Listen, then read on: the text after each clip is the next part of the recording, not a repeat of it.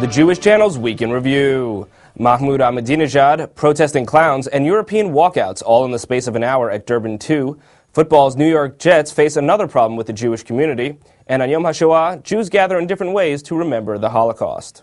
Hello, and welcome to the Jewish Channel's Week in Review. I'm Stephen I. Weiss. Well, it's finally here. The UN World Conference on Racism, or Durban 2 as Jewish organizations have taken to calling it, took place this week in Switzerland, and what was predicted to be an event heavy in anti-Israel overtones didn't disappoint.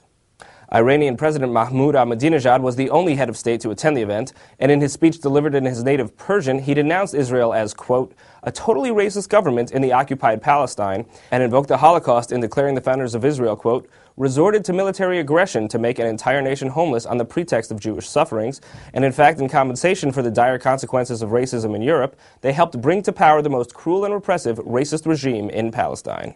Ahmadinejad's use of the phrase, the pretext of Jewish sufferings, is particularly noteworthy because The Guardian reported that Ahmadinejad omitted a phrase questioning the authenticity of the Holocaust that was actually in the text of the speech and referred to, quote, the ambiguous and dubious question of the Holocaust. Ahmadinejad's comments generated an immediate response from European delegates at the conference, with a reported 40 or more walking out in unison in protest of Ahmadinejad's statements about Israel. These reportedly included representatives from at least Britain, France, Spain, Finland, Denmark, and the Czech Republic. Already absent from the conference were a handful of nations who boycotted the event over its predicted treatment of Israel, including the United States, Canada, the Netherlands, Germany, Italy, Australia, and, of course, Israel. Also disrupting the speech were a number of protesters wearing clown costumes, and the JTA reported that the credentials of many Jewish activists were pulled as a result, including 21 from the French Union of Jewish Students. Ahmadinejad's speech raised the immediate ire of many international leaders, including UN Secretary General Ban Ki-moon, who remained seated during the speech, but later criticized the, quote, use of this platform by the Iranian president to accuse, divide, and even incite. Many of the conference's supporters, including Ban Ki-moon and European nations still at the conference, expressed their point of view that Ahmadinejad's speech does not represent the whole conference, and that the final statement from the conference won't be as critical of Israel. And the speech was not without a response from Israelis. President Shimon Peres slated Ahmadinejad with a series of notorious Jew haters in asserting, quote, it is hard to fathom why despots such as Hitler the Nazi, Stalin the Bolshevik, and Ahmadinejad the Persian chose the Jews as the main target for their hatred, their madness, and their violence. Recently installed Israeli Prime Minister Benjamin Netanyahu also made a statement, noting the events coinciding with Holocaust Memorial Day, stating, in Switzerland, the guest of honor is a racist and a Holocaust denier who doesn't conceal his intention to wipe Israel off the face of this earth, adding, we will not allow the Holocaust deniers to carry out another Holocaust against the Jewish people. And on the subject of Holocaust Memorial Day, or Yom HaShoah, TJC sent reporters to 3 very different types of memorial events this week so that we could share with our viewers the many ways in which people are trying to remember. First, Margie Rauhat reports on one marathon effort that brings an entire community together to try to understand the size of the loss the Holocaust created.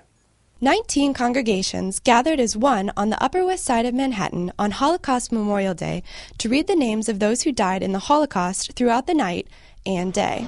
The 20-hour reading began at the conservative congregation Shaarei Tzedek, with rabbis of all these Upper West Side congregations taking their turns in the marathon reading's first half hour. What's really interesting is how far we don't get. You would think you read names all night and you're going to get far. What we do is pick up year by year by year. In fact, one event organizer said they get through about 40,000 names each year, which means that even after 11 years of staging this event, they're still far from recognizing all 6 million Jews who died. When you're actually reading the names, you really get a sense of how many people were killed. It's just name after name after name, and you get this sense of people who could have survived and should have survived. And that power is increased by the fact that these 19 congregations, ranging from Orthodox to Conservative to Reform to post-denominational, are all able to come together as one. Clearly, the anti-Semites really were looking for ways to define us as one community. Least we can do is to define ourselves as one community to sustain their memory. After the all-night vigil, the reading continued the next morning at the JCC of Manhattan until the evening. In the daytime, children were able to take part, and family members of those who died in the Holocaust were invited to share the names of their deceased relatives. This way they have not really died. They still are in our mind. We think of them laughingly. And the event, interestingly, isn't only organized by Jews. Some of the JCC's event organizers were young, non-Jewish Germans, part of a fellowship program to send out young Germans to do reconciliation work all over the world. I'm a first-generation German, so my family is an immigrant family to Germany and also survived the Holocaust for being political opponents to the Third Reich. So that kind of gave me an idea that I would like to work in a Jewish organization outside of Germany. Thank you, Margie. And hoping to gain memories from those still alive, Rebecca Honig-Friedman reports that there was a political message as well.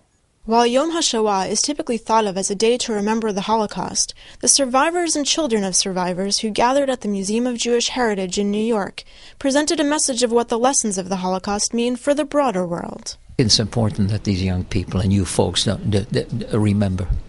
Because as I talked about the British and the slave trade and the American Indian and the Turks talking about the genocide against the Armenians.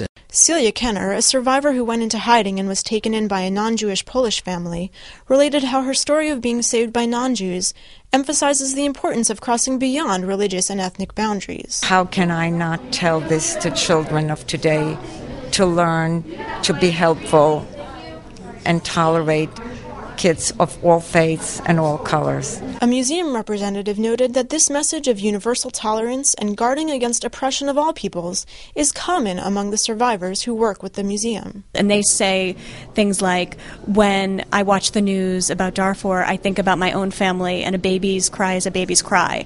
And sometimes that outspoken message can touch on the Jewish political conflicts of today. I know I'm going to get into political trouble if I say this, but I feel that many of my fellow religionists in Israel have forgotten, and they maybe they should look at some of these pictures and remember, and then look at some of the pictures of the Palestinian kids. But whatever one's political persuasion, all in attendance agreed that it's important to raise awareness at a time when survivors' first-hand testimony might not be available for much longer. It's the non-Jewish kids that can sometimes, after relating my story, say, "Can I have a picture? Can I touch you?" And I said, "But of course." And I said, "But why? Don't I look like any one of your relatives or grandparents?" So that I can go home and tell my uncle, my stepfather, my mother's boyfriend, whoever, that they were wrong. They're telling me there never was a Holocaust. You couldn't make up this story. That's what my goal is, to make children understand, believe, so that such an atrocity never happen again. Thank you, Rebecca. In our last Yom HaShoah experience, those who survived by hiding with non-Jews gathered for a special candlelighting ceremony. Christian Needon was there. Those who survived the Holocaust by hiding with non-Jews, or hidden children, were the subjects of a Holocaust Memorial Day event at the headquarters of the Anti-Defamation League. At the candlelighting ceremony, several men and women who spent their wartime childhoods in hiding shared their stories. Well, I was a hidden child. I was born in Germany. My parents died in Auschwitz.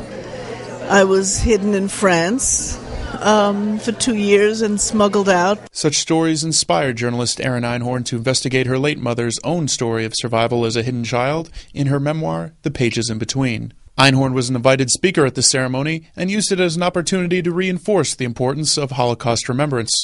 Actually, in my speech today, I was talking about how in Jewish custom we die 2 deaths. So first we die our actual deaths, which is, when our hearts stop beating.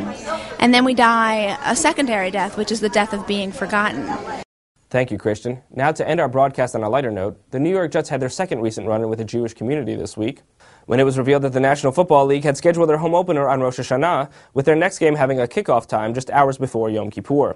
The Jets and Giants were already in hot water with the Jewish community in recent months when they made an initial agreement, since revoked, to have their new stadium sponsored by insurance company Allianz, which is making reparations payments for its actions during the Holocaust. The NFL is accommodating Jewish Jets fans for the second of the 2 games, so that it will likely end at least a few hours before Kol Nidre kicks off. That's all for this week. For more news and analysis from the Jewish Channel, please visit newsdesk.tjctv.com. From all of us here at the Jewish Channel, be well. The Jewish Channel is available on cable, IO Optimum Cable Channel 291, Time Warner Cable Channel 528, Verizon Fios Channel 900, and Cox Cable Channel 1. For more information, please visit tjctv.com.